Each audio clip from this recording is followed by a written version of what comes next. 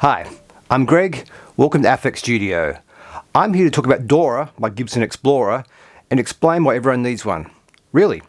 Considered a failure by Gibson in the 50s, it's one of their greatest designs. Ironically, Gibson were just going for something that would look modern to compete with Fender, but they came up with a guitar that is really comfortable to play while sounding amazing.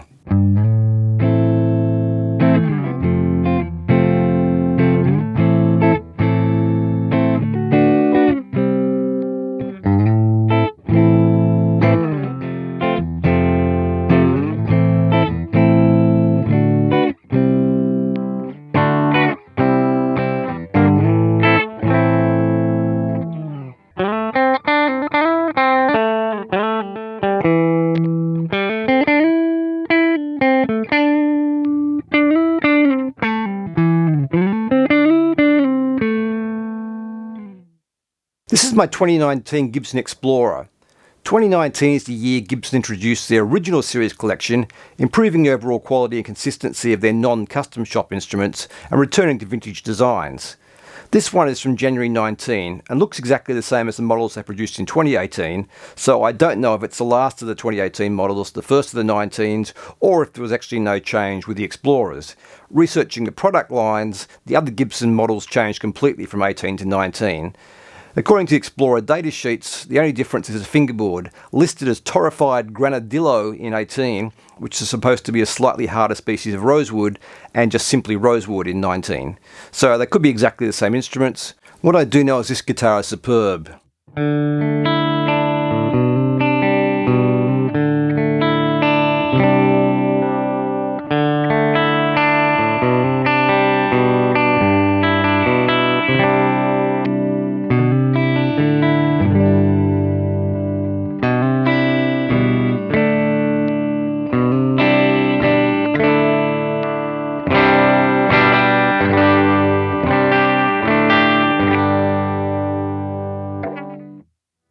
I've wanted an Explorer since the mid-80s, seeing Eric Clapton playing one on the Arms concert video. Strangely, as a U2 fan since about 81, I don't recall wanting one because of the edge, possibly because I wasn't trying to play like him. The first couple I played were mid-70s Ibanez copies for sale in the late 80s. I always found the sound to be sweet and really resonant, quite a unique tone. I thought the Ibanez were made of Carina like the 50s Gibsons, and had always heard that Carina was a big part of the sound of the vintage Vs and Explorers. A little later I played some mahogany Gibsons which were quite a bit heavier and just didn't ring out the same way, so always associated Carina models which are harder to find and more expensive with the sound of a great Explorer. At some point I learnt the Ibanez were actually made of ash, stained to look like Carina. This one's mahogany.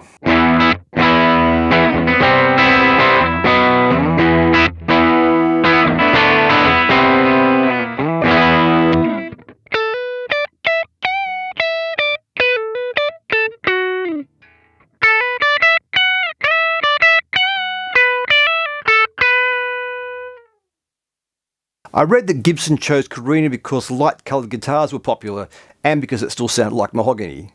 The Carina models will and do sound a little different, but it isn't the key to the tone of an Explorer or V. The weight probably is significant. Carina is supposed to be lighter weight and colour, although looking at the current custom shop versions made from Carina, they seem to be in the same weight range as these ones, between about 3.5 to just over 4 kilos. Most seem to be around 4.1. This one is 3.6 kilos or 7.9 pounds. This was a birthday present from my family in 2021. They saw me looking at the listing on Facebook Marketplace and told me I had to buy it, as I'd always wanted one. I had to do the 3-hour round trip to get it, and also had to pay for it.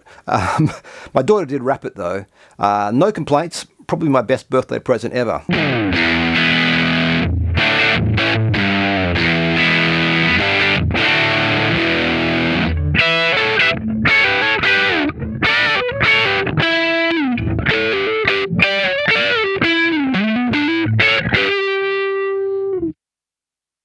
So what do I like about them?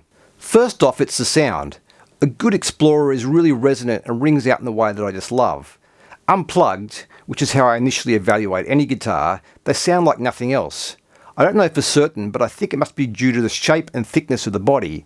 Flying Vs have a similar amount of wood, yet sound completely different.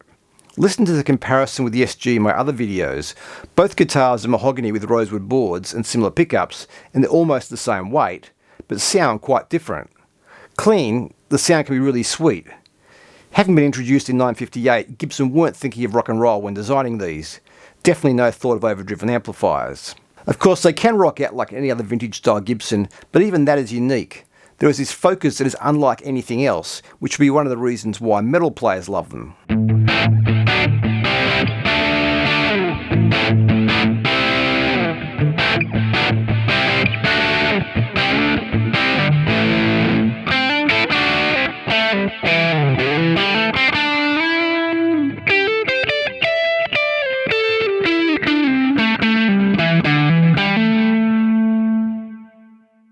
Along with the sound, I love the ergonomics. They balance beautifully, seated or standing. I find them really comfortable. I keep handing this to people to try, particularly if they look like they don't want to go near it. I think almost everybody has been surprised at how much they like the feel, and I think they've all liked the tone. I'm finding that very few people have actually played an Explorer. In the 30 years I've been recording bands, I've recorded a few Vs, but don't remember anybody bringing in an Explorer.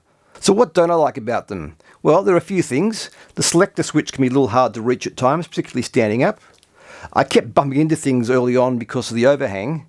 They only sit in certain types of stands. And then there's the size of the case, hangs down a long way. It can be a little awkward, walking upstairs. Bending strings is a little weird at first due to the extra distance behind the nut. You need to go slightly further like you do with a floating trem. So why did it take me so long to get one? Well, not all of them are as nice as this, and also a lot of them are aimed at metal players in a choice of pickups. I also believe it needed to be made from Carina to sound right. I also used to worry that it was a bit like painting a target on my back, like you better be really good if you're going to play that thing. The sort of guitar that goes with tight pants, arm in the air and a foot on the monitor, which of course is crazy. It's just a guitar. But the association is there. I think those same associations are why most people I know hadn't played one before either. It's also why I'm making this video to clear things up. So do you really need your own Explorer? Well, clearly the answer is yes. I'm surprised you had to ask. It's time to reevaluate one of the great guitar designs ergonomically and tonally. You just need to find one that works with your own style and taste. Although as you've heard, this one can pretty much do anything tonally. So as always, thanks for watching. Please like and subscribe. Please invite your friends along. And hopefully I'll see you soon.